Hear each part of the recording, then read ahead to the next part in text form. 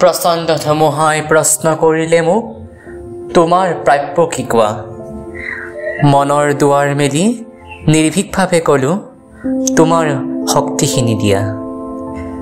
বজ্ৰৰ গৰ্জনে বক্ষ উজাৰি ক'লে, তোমাৰ কাম্য কি কোৱা?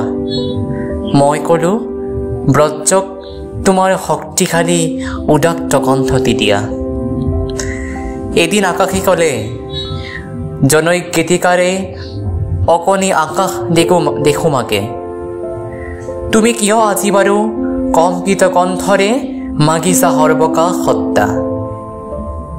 মই ক'লো, তুমি এইটো কৈছিলো, ৰাতিপুৱা যিমানে বিলাই দিবা সিমানে মহান হবা।